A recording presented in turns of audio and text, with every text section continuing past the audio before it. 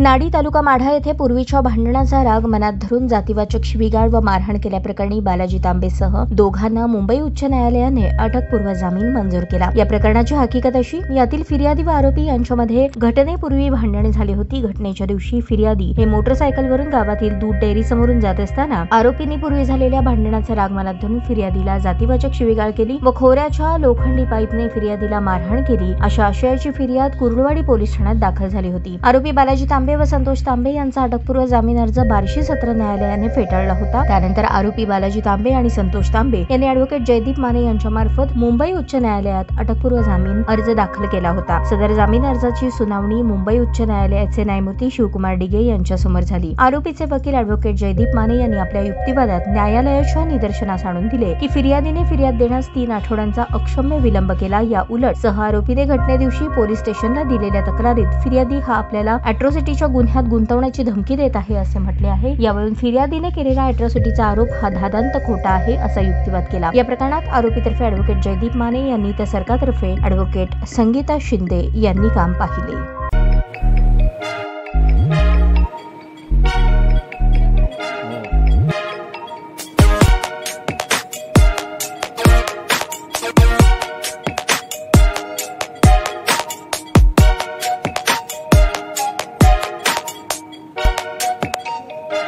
सोलापूर शहरातील सुप्रसिद्ध हॉस्पिटल म्हणजे सेंट्रल मल्टी स्पेशालिटी हॉस्पिटल मागील अनेक वर्षापासून सेवा बजावत आहे। 24 तास इमर्जन्सी सर्व्हिस, मॉडर्न टेक्नॉलॉजी, अनुभवी डॉक्टर्स तसेच अत्याधुनिक तंत्रज्ञान सुविधांनी सुसज्ज स्त्रीरोग प्रसूती विभाग, ऑर्थोपेडिक विभाग, मेडिकल विभाग आणि इतर एकमेव नाव म्हणजे सेंट्रल मल्टी स्पेशालिटी हॉस्पिटल।